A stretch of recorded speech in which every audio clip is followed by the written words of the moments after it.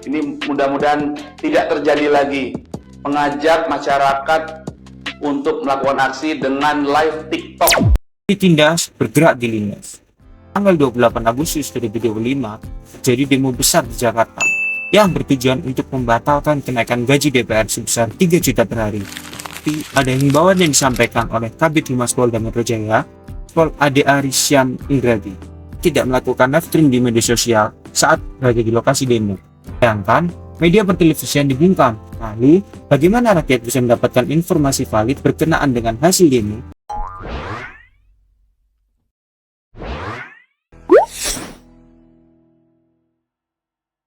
Kalian pasti tahu tragedi driver ojol yang ditabrak dan sampai dilindas oleh mobil Brimob waktu demo. Tapi coba bayangin, kalau saat itu tidak ada yang merekam, atau mungkin kalau saat itu dipasangi sinyal jammer, lalu apa yang bakal terjadi? Sekarang pertanyaannya, kenapa kita nggak boleh akses internet? Masalahnya masyarakat live, masalahnya masyarakat dokumentasi. Bukankah itu bagian dari hak kita sebagai warga negara buat bersuara dan menyampaikan pendapat? Kalau akses internet saja diganggu, ini apa? Artinya, nggak ada yang mau kejadian di lapangan dilihat oleh publik. Ada yang nggak mau narasi lain keluar. Jangan-jangan emang sengaja biar berita cuma bisa disetir dari satu sisi. Jadi, yang sampai ke telinga masyarakat luas hanyalah versi yang sudah dirapikan. Versi yang nyaman buat penguasa, bukan kenyataan apa adanya. Contoh nyatanya sudah pernah terjadi. Kemungkinan besar, tragedi itu nggak akan pernah kita tahu. Publik bisa aja cuma disuguhi narasi. Situasi aman, tidak ada korban. Berita bisa dipoles rapi, keluarga korban nggak dapat keadilan, dan kebrutalan aparat tenggelam begitu saja. Ngeri banget kan? Padahal kenyataannya yang bikin kasus itu mencuat adalah karena ada dokumentasi dan bukti. Ada rekaman yang berhasil diunggah ke internet. Itulah yang bikin masyarakat bisa bersuara dan menekan agar kasusnya nggak ditutup. Sekarang coba balik lagi pikirin. Kalau setiap demo dipasangi sinyal jammer, berarti setiap kejadian kayak kasus driver ojol yang tadi bisa hilang begitu saja. Rakyat dibikin buta, publik nggak pernah tahu kebenaran, dan aparat bisa merasa bebas karena nggak ada yang merekam. Pertanyaan terbesarnya bukan soal kenapa sinyal hilang, tapi kenapa harus dipasang jammer. Kenapa kita nggak boleh live, nggak boleh upload, nggak boleh bersuara? Apakah pemerintah takut masyarakat tahu kenyataan sebenarnya? Apa aparat takut kebrutalan mereka tertangkap mereka? Kalau memang tidak ada yang disembunyikan, harusnya nggak perlu takut sama publik yang mendokumentasikan. Kalian harus sadar, internet hari ini bukan sekedar hiburan. Internet itu jadi alat kontrol manusia. Lewat internet, rakyat bisa jadi saksi, bisa nyebarin fakta, bisa lawan narasi tunggal. Ketika akses itu dimatikan, berarti rakyat sengaja dibikin buta dan bisu. Kita dipaksa percaya hanya pada cerita resmi, meskipun kenyataannya berbeda. Dan lebih parah lagi, kalau ini dibiarkan, bisa jadi kebiasaan.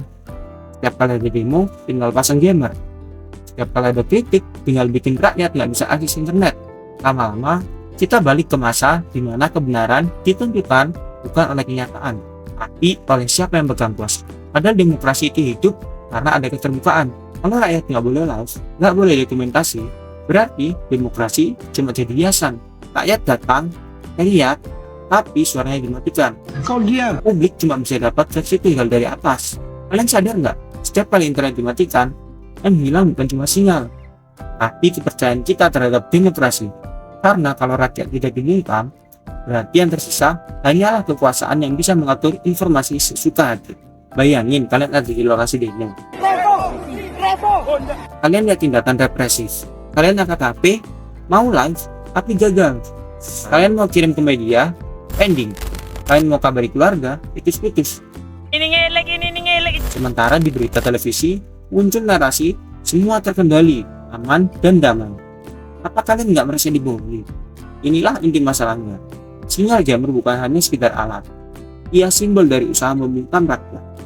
Dan selama rakyat masih punya hak untuk bicara, harusnya akses internet tidak boleh diputus seenaknya. Kita nggak boleh terima begitu saja. Kita harus sadar, hak akses informasi itu sama pentingnya dengan hak berbicara. Karena lewat akses itu, kita bisa jaga demokrasi. Kita bisa bongkar kebobrokan, kita bisa lawan ketidakadilan. Bayangin kalau akses ini dimatiin terus. Suatu hari nanti, kita bisa hidup di negara di mana kebenaran hanya datang dari satu mulut. Dan ketika itu terjadi, demokrasi sudah mati. Jadi sekali lagi aku mau tanya, kenapa kita nggak boleh live? Kenapa kita nggak boleh akses internet? Kenapa kita harus dibungkam dengan jammer? Pertanyaan ini yang harus kita ulang-ulang, biar mereka tahu bahwa rakyat tak bisa dibodohi dengan mudah. Karena pada akhirnya, internet bukan hadiah. Internet adalah hak untuk terkoneksi, hak untuk tahu, hak untuk bersuara. Dan kalau hak itu diambil, maka rakyat tinggal menunggu waktu sebelum semua kebebasan yang dicapai. Sekian video untuk kali ini. Jangan lupa like, comment, dan subscribe. Stay smart and stay digital. See you. Bye.